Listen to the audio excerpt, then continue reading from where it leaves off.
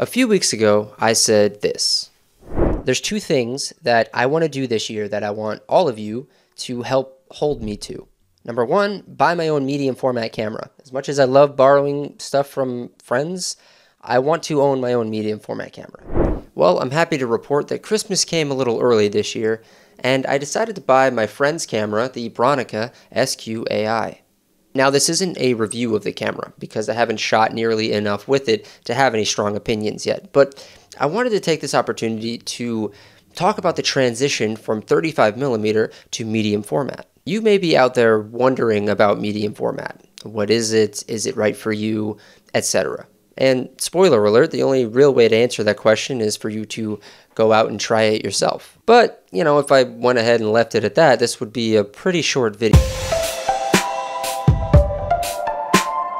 No, I'm back. Just kidding. Today I want to talk about the main differences between 35mm and medium format, why one might consider buying a medium format camera, and why I personally went ahead and bought this and am kind of starting that transition. Right next to me you'll see the main differences between 35mm and medium format, and let's run through them. The biggest and most obvious difference between 35mm and 120 format is the size of the negative. Where a standard 35mm frame is 24 by 36 millimeters or 864 square millimeters, with 120 you're looking at 56 by 42 millimeters, 56 by 56, or 56 by 67 millimeters. And this leads us to aspect ratio. Typically, a 35mm frame has a 3:2 aspect ratio. And with medium format, you could have various aspect ratios such as 6 by 4.5, 6 by 6, 6 by 7, or even 6 by 9. Offering more flexibility with your compositions. With about 4 times the surface of a 35mm format, medium format can be enlarged significantly without losing quality. This larger film size produces images with much more resolution, allowing you to create large prints without the noticeable grain that you would get with smaller film formats. With medium format, you can get more detail, finer grain, and smoother tonal transitions.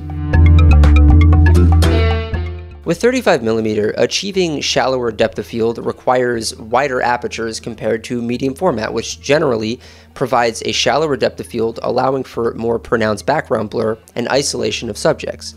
Whereas you might have to shoot completely wide open in 35mm, you could shoot 2 or 3 stops down from wide open on your medium format camera to achieve the same or similar depth of field. From what I could understand, this is a pretty complicated subject, so I'd like to explore it a little bit further in another video. 35mm cameras are generally smaller and lighter, making them more portable and convenient for casual shooting. Whereas medium format cameras like this Mamiya RB67 or my new Bronica SQAI are larger and may require more deliberate planning and setup. This makes them better suited for studios or landscape photography. And that leads us to portability. 35mm cameras are more portable and suited for things like street photography or any situation where a compact camera might be seen as an advantage. And medium format cameras are larger, meaning they require more deliberate planning and setup, making them ideal or better suited for things like studios or landscape photography. The last thing I want to talk about is cost. 35mm is generally more affordable in terms of both gear, equipment, and the film itself. Medium format cameras and gear tend to be more expensive. Something else to take into consideration regarding the cost is the number of exposures that you get per roll that you're shooting. If you get 1 roll of HP5 in 35mm and 1 in 120, they'll cost about the same amount. However, if you're using a Bronica SQAI to shoot the 120 roll, you'll be getting 12 6x6 exposures, versus the 36 exposures you'll be getting from the 35mm roll. This means that you'd need to shoot 3 rolls of 120 in order to get the same number of exposures as the 35mm roll. This is something that personally, for a long time, turned me off of 35mm photography. With the cost of merely existing seemingly going up month to month, I've found that I like to be mindful of being economical in my shooting habits. So, getting the best bang for your buck means most likely shooting 35mm. And to go another step further, shooting black and white 35mm if you really want to stretch the budget. This is absolutely something to consider for anyone who is thinking about making the transition from 35mm to 120. I'm not going to sit here and tell you to go out and buy a medium format camera and stop shooting 35mm because frankly, it's a personal decision that you have to make with your own finances, and sometimes you got to do what you got to do.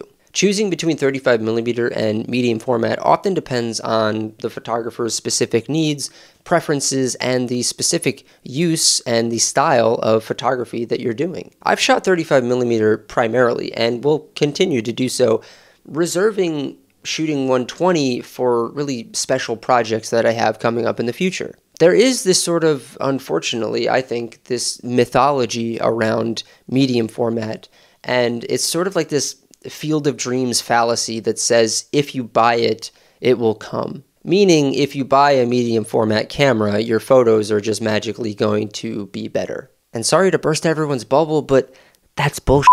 You'll see any number of videos here on YouTube trying to subtly incept that idea into the brains of budding film photographers. They could be a little sneaky sometimes, and I don't want my video to come across that way.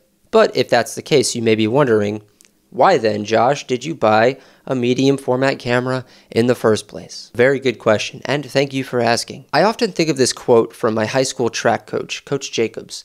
He said, "If it isn't challenging or difficult, then it isn't worth doing."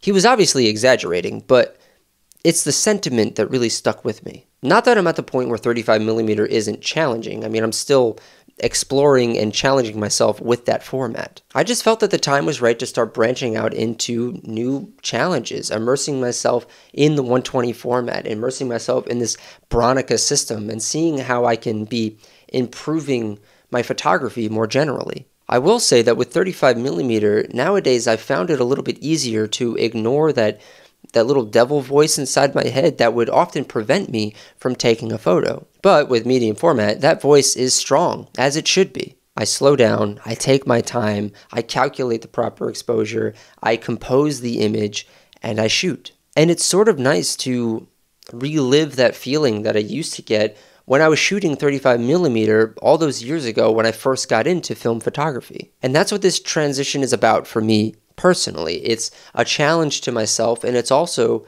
a sign that I feel ready for maturing in this film photography space. And I hate using that word maturing because that makes it seem like anyone who shoots 35mm is immature, and I don't want it to come across that way. It definitely is not that way. I even hate using terms like leveling up or advancing to the next stage of evolution in film photography. That isn't really what it is. You're going to see throughout this year that I'm treating 2024 as a year of challenges, where I am trying to push myself to get a little bit more experimental and try things that I've never tried before. I'm really excited to see what photos I take with this Bronica here, and I can't wait to share them all with you. Last year, I borrowed this camera from the friend that I bought it from and took some of my favorite photos of 2023 with this camera. So that was really what kind of ignited this fire within me and ignited this curiosity within me to explore medium format